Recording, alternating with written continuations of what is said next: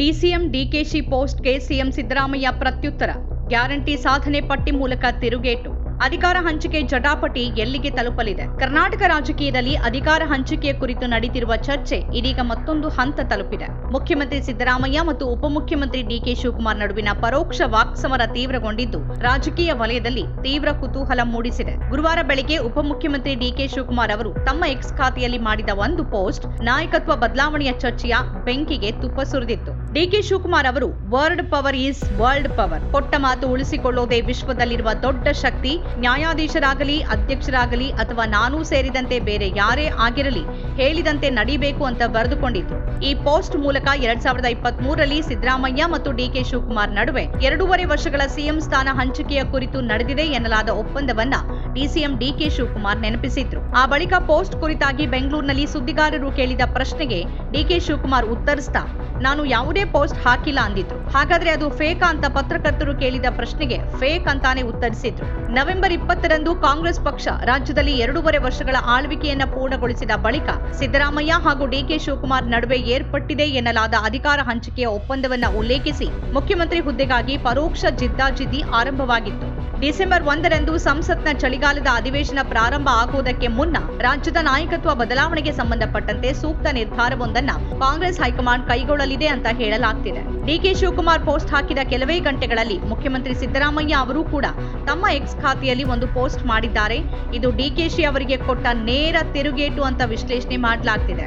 CM Siddaramaiah ಅವರು ಇಂಗ್ಲಿಷ್ನಲ್ಲಿ ಹೀಗೆ ಹೇಳಿದ್ದಾರೆ, a word is not power unless it betters the world for the people. ಅಂದ್ರೆ ಒಂದು ಮಾತು ಜನರಿಗೆ ಜಗತ್ತನ್ನ ಉತ್ತಮಗೊಳಿಸದೇ ಇದ್ರೆ ಅದು ಅಧಿಕಾರ ಆಗೋದಿಲ್ಲ ಅಂತ ಹೇಳಿದ್ದಾರೆ. ತಮ್ಮ ಸರ್ಕಾರದ ಗ್ಯಾರಂಟಿ ಯೋಜನೆಗಳ ಬಗ್ಗೆ ಬರೆದಿರುವ ಸಿಎಂ, ನಮ್ಮ ಶಕ್ತಿ ಯೋಜನೆಯಿಂದ ರಾಜ್ಯದ ಮಹಿಳೆಯರಿಗೆ 600 ಕೋಟಿಗೂ ಹೆಚ್ಚು ಉಚಿತ ಪ್ರಯಾಣದ ಅವಕಾಶ ಸಿಕ್ಕಿದೆ. ನಾವು ಆಶ್ವಾಸನೆಗಳನ್ನ ಕೇವಲ ಮಾತಿನಲ್ಲಿ ಅಲ್ಲ ಕಾರ್ಯರೂಪಕ್ಕೆ ತಂದಿದ್ದೇವೆ ಅಂತ ಹೇಳಿದ್ದಾರೆ. ಸಿಎಂ ಸಿದ್ದರಾಮಯ್ಯ ಅವರು ಗೃಹಲಕ್ಷ್ಮಿ, ಯುವ ನಿಧಿ, ಅನ್ನಭಾಗ್ಯ, ಗೃಹ ಜ್ಯೋತಿ ಸೇರಿದಂತೆ ಎಲ್ಲ ಗ್ಯಾರಂಟಿ ಯೋಜನೆಗಳ ಅಂಕಿ ಅಂಶಗಳನ್ನ ನೀಡಿ ಕರ್ನಾಟಕ ಜನ ನೀಡಿರುವ ಜನಾದೇಶ 5 ವರ್ಷಗಳ ಜವಾಬ್ದಾರಿಯಾಗಿದೆ. ನಾನಾಗಲಿ ಕಾಂಗ್ರೆಸ್ ಪಕ್ಷವಾಗಲಿ ನಮ್ಮ ಮಾತಿಗೆ ಬದ್ಧವಾಗಿದ್ದೇವೆ ಅಂತ ಸ್ಪಷ್ಟ ಸಂದೇಶ ರವಾನಿಸಿದ್ದಾರೆ. ನನ್ನ ಮೊದಲ ಅವಧಿಯಲ್ಲಿ 165ರಲ್ಲಿ 157 ಭರವಸೆಗಳನ್ನ ಈಡೇರಿಸಿದ್ದೇವೆ. ಈ ಅವಧಿಯಲ್ಲಿ 593ರಲ್ಲಿ 243ಕ್ಕೂ ಹೆಚ್ಚು ಭರವಸೆಗಳನ್ನ ಈಗಾಗಲೇ ಈಡೇರಿಸಿದ್ದೇವೆ. ಉಳಿದ ಎಲ್ಲ ಭರವಸೆಗಳನ್ನು ಅಷ್ಟೇ ನಿಷ್ಠೆಯಿಂದ ಕಾಳಜಿಯಿಂದ ಈಡೇರಿಸುತ್ತೇವೆ. ಕರ್ನಾಟಕಕ್ಕೆ ನಾವು ಕೊಟ್ಟಿರುವ ಭರವಸೆ ಕೇವಲ ಒಂದು ಘೋಷಣೆ ಅಲ್ಲ, ನಮ್ಮ ಪಾಲಿಗೆ ಅದೇ ನಮ್ಮ ವಿಶ್ವ ಅಂತ ಸಿಎಂ ಸಿದ್ದರಾಮಯ್ಯ ಹೇಳಿದ್ದಾರೆ.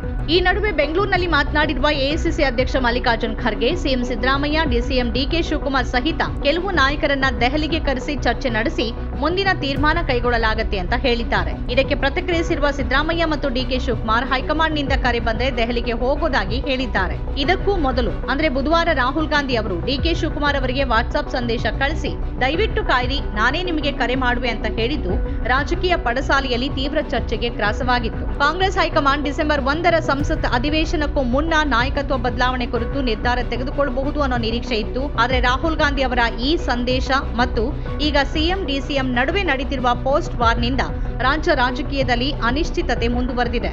ಒಟ್ನಲ್ಲಿ ಸಿಎಂ ಸಿದ್ದರಾಮಯ್ಯ ಮತ್ತು ಡಿಸಿಎಂ ಡಿಕೆ ಶಿವಕುಮಾರ್ ನಡುವಿನ ಈ ಪೋಸ್ಟ್ ಜಟಾಪಟಿ ಮುಂಬರುವ ದಿನಗಳಲ್ಲಿ ಯಾವ ತಿರುವನ್ನ ಪಡೆಯಲಿದೆ ಅನ್ನೋದನ್ನ ಕಾದ್ ನೋಡ್ಬೇಕಿದೆ. ನಮ್ಮ ಕಾರ್ಯಕ್ರಮಗಳನ್ನ ನೀವು ನೋಡ್ತಾ ಇದ್ರೆ ನಮ್ಮ ಚಾನೆಲ್ ಅನ್ನ ಸಬ್ಸ್ಕ್ರೈಬ್ ಮಾಡಿ, ಪಕ್ಕದ ಬೆಲ್ ಐಕಾನ್ ಒತ್ತಿ ನಮ್ಮನ್ನ ಬೆಂಬಲಿಸಿ. ಹಾಗೆ ನಮ್ಮ ಕಾರ್ಯಕ್ರಮಗಳನ್ನ ಲೈಕ್ ಮಾಡಿ, ಕಮೆಂಟ್ ಮಾಡಿ, ಅದನ್ನ ಬೇರೆಯವರಿಗೂ ವಾಟ್ಸ್ಆಪ್ ಮೂಲಕ ಶೇರ್ ಮಾಡಿ. ನೀವು ಹೀಗೆ ಮಾಡಿದಾಗ ನಮ್ಮ ಚಾನೆಲ್ ಇನ್ನಷ್ಟು ಮತ್ತಷ್ಟು ಜನರಿಗೆ ತಲುಪಲು ನೀವು ನಮ್ಮೊಂದಿಗೆ ಸಹಕರಿಸಿದ ಹಾಗಾಗುತ್ತೆ. ಇದು ನೀವು ಯಾವುದೇ ಖರ್ಚಿಲ್ಲದೆ ಕೆಲವೇ ಸೆಕೆಂಡುಗಳಲ್ಲಿ ನೀಡಬಹುದಾದ ಸಹಕಾರ. ಧನ್ಯವಾದಗಳು.